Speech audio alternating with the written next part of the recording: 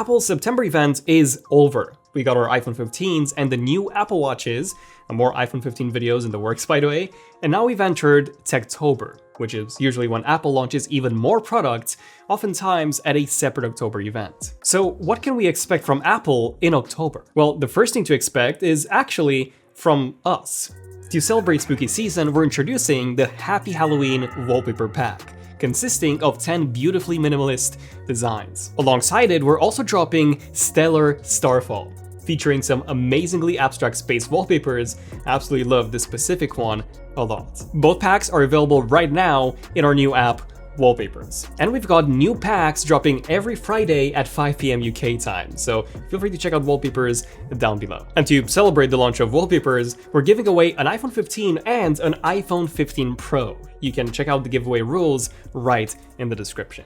Now, in terms of what to expect from Apple, the first announcement is rumored to be a new iPad Air, which according to Mark Gurman would happen very soon, most likely in October, which is further reported by a number of leakers on Weibo. The last time the iPad Air got an update was back in March of 2022, so it is definitely overdue for an update. The main change that's expected is a bump from the M1 chip to the M2 for about 15% faster CPU performance and about 35% faster GPU performance. Of course, this isn't a reason for anyone to upgrade from the M1 version, but if you're coming from an older iPad and you want to get the new Air, then you're going to get even better performance for what's expected to be the same $600 starting price. Now, given that the Air will be getting the M2 chip, which we've actually had on the iPad Pro since October of 2022, there will only be two major differences between the 11-inch iPad Pro and this new iPad Air. You do get that 120Hz ProMotion display on the Pro model as opposed to 60Hz on the Air, and then you also get Face ID as opposed to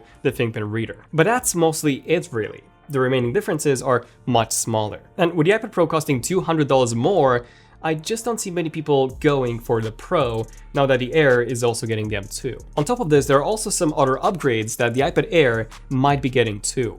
For example, the front-facing camera is likely to be repositioned to a landscape orientation, just like on the 10th Gen iPad, making it more suitable for video calls when docked on a keyboard. The Wi-Fi standard is also likely to get updated to Wi-Fi 6E from Wi-Fi 6 for double the speeds when using a Wi-Fi 6E router. And the Bluetooth standard is also likely to get bumped to Bluetooth 5.3, like the iPad Pros, from Bluetooth 5.0, which is what we have now, considering that even the 10th Gen iPad has a newer Bluetooth 5.2 standard. And I also wouldn't be surprised to see a bunch of new colors, possibly some that take inspiration from the iPhone 15's colors. But yeah, that's pretty much everything to expect from this new iPad Air.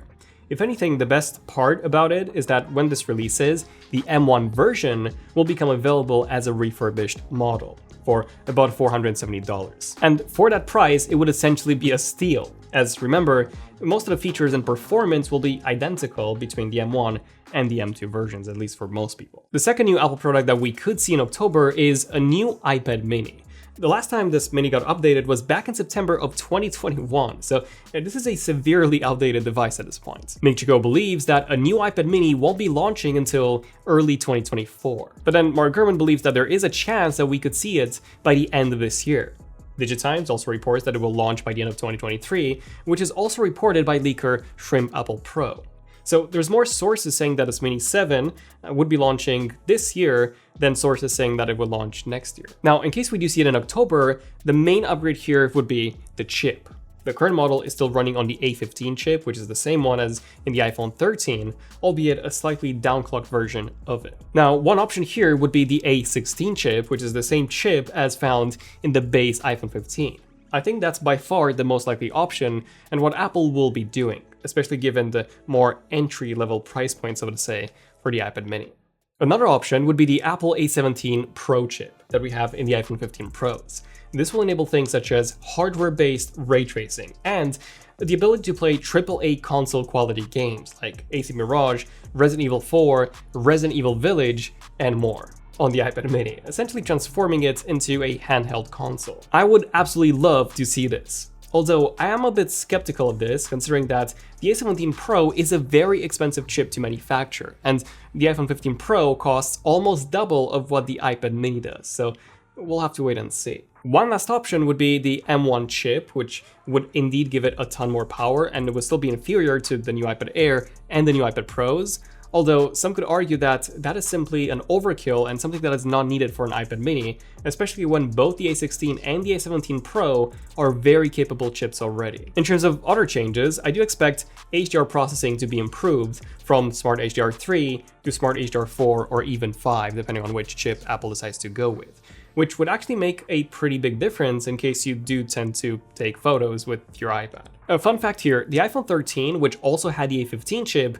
did feature Smart HDR4, whereas the current mini with the same A15 chip did not. So this clearly proves that Smart HDR is a software choice rather than a hardware choice. Wi-Fi 6E could happen too if we get the A17 Pro version, and same goes for Bluetooth 5.3, which I do see being bumped from Bluetooth 5.0. Aside from this, just like the iPad Air, it is very likely that we'll also see a bunch of new colors, and that's about it.